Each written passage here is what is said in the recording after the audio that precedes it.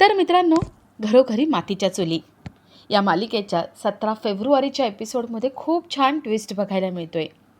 आणि ट्विस्ट असा असणार आहे की सायली जानकीला भेटायला येते.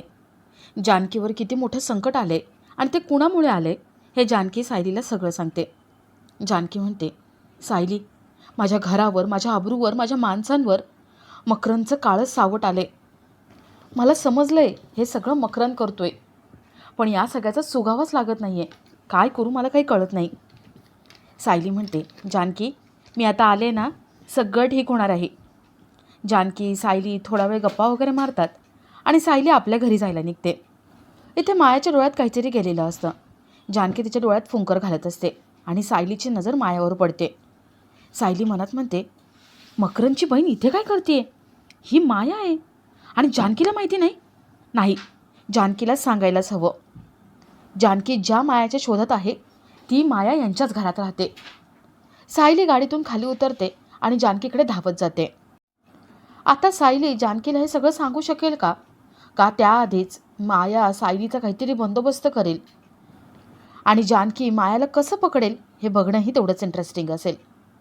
तर ह्या सगळ्याची सुरुवात कशी होते ते थोडक्यात पाहू. तर मालिकेत आपल्याला असं बघायला मिळतंय की जानकी आणि घरातले सगळेच देवाकडे प्रार्थना करत असतात. तेवढ्यात लिलावासाठी काही लोक तिथे येतात. ते घराबाहेर लिलावाचा सगळा सेटअप करत असतात. घरातले सगळे धावत बाहेर जातात आणि त्या माणसांना सांगण्याचा प्रयत्न करतात की तुम्ही जी नोटीस दिली होती त्याला अजून 5 दिवस बाकी आहेत. 5 दिवसात आम्ही काहीतरी करू. पण ते लोक काही ऐकून घ्यायला तयार नसतात. ते लोक जानकी, ऋषिकेश यांची लायकी काढतात, नानांना घालून पाडून बोलतात आणि सगळ्यांचा अपमान करत असतात. त्यांनी ठरवलेलं असतं की आज काहीही झालं तरी लिलाव हा होणारच. मायाला हे सगळं बघून आनंद होत असतो. जानकी अवंतिकाला फोन लावते आणि अवंतिका, सौमित्र यांना काहीतरी करायला सांगते. ते दोघंही स्टे ऑर्डर आणायला गेलेले असतात. ते कोर्टाकडे रिक्वेस्ट करत असतात. तर इथे माया आतमध्ये येते. जो लिलावासाठी माणूस तिने पाठवलाय त्या माणसाला म्हणते, आज काहीही झालं तरी हे सगळं व्हायलाच पाहिजे. आज तिला नाक घासायला लावायचं आणि पाय धरायला लावायचे. तेवढं तिथे लता येते. लता विचारते, माया, काय गं, कोणाशी बोलत होतीस तू? आणि कोणाला पाय धरायला लावणार आहेस तू? कोणाला पायावर नाक घासायला लावणार आहे? माया आधी आढेवेढे घेत असते. लता म्हणते, माया, खोटं बोलू नकोस हा, मी सगळं ऐकलंय. काय बोलत होतीस तू? माया म्हणते, ऐश्वर्या हो, ऐश्वर्याबद्दल बोलत होते. मी ठरवलंय आता असं काहीतरी करायचं ना की ज्यामुळे ऐश्वर्या जानकीताईच्या पायावर नाक घासेल आणि त्यांची माफी मागेल. लता काकू, अहो, जानकीताईंना एवढा त्रास होतोय ते मला बघवलं जात नाही आहे. लता विचारते, पण कोणाशी बोलत होतीस? माया म्हणते, अजून कोणाशी, मैत्रिणीशी बोलत होते. म्हटलं बघावं कुठे मोठ्या ओळखी निघतायत का. पण काही नाही हो, माझ्या बापडीकडून काहीच झालं नाही. बघू आता, मी आहे ना, ऐश्वर्या आली तर तिला जाब विचारणार आहे. माया बाहेर निघून जाते. लताला संशय आलेला असतो. ही माया काहीतरी लपवते, काहीतरी हिचं चालू असं सारखं वाटत असतं.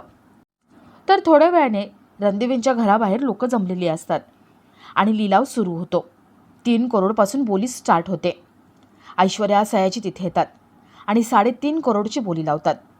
बोली वाढता वाढता 5 करोडपर्यंत जाते. माया आपल्या माणसाला खाणाखुणा करत असते. त्याला इशाराने काहीतरी सांगत असते आणि हे सगळं लता बघते. लता मनात म्हणते, हे काय चालू आहे मायाचं? ही खाणाखुणा का करते? आणि या माणसाला ही कशी काय ओळखते? नक्कीच काहीतरी सिक्रेट आहे. या मायावर लक्ष ठेवायलाच पाहिजे. तर इथे 5 करोडच्या वर बोली जात नाही. 5 करोडला ऐश्वर्या घर विकत घेणार तेवढं तिथे सौमित्र येतो. सौमित्र हा सगळा प्रकार थांबवतो आणि कोर्टाची जी स्टे ऑर्डर आली आहे ती स्टे ऑर्डर त्यांना दाखवतो. त्या सगळ्या लोकांना जायला सांगतो. ऐश्वर्याचा पुन्हा पचका झाला म्हणून ऐश्वर्या, सयाजी तिथून निघतात. रणदिवेंच्या घरचे सगळे खूप खुश असतात. ते देवाचे आभार मानतात. तर इथे ऐश्वर्या, सयाजी आपल्या घरी येतात.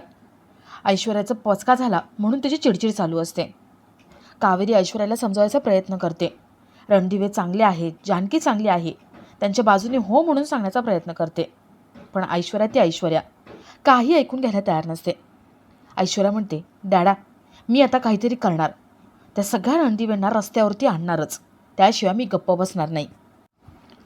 तर इथे रणदिवेंच्या घरी सगळे खुश असतात. जानकी म्हणते, आता 5 दिवस आपल्या हातात आहेत. 5 दिवसात आपण आता काहीतरी करायचं. आपण एकत्र मिळून लढायचं, मार्ग काढायचा या सगळ्यातून.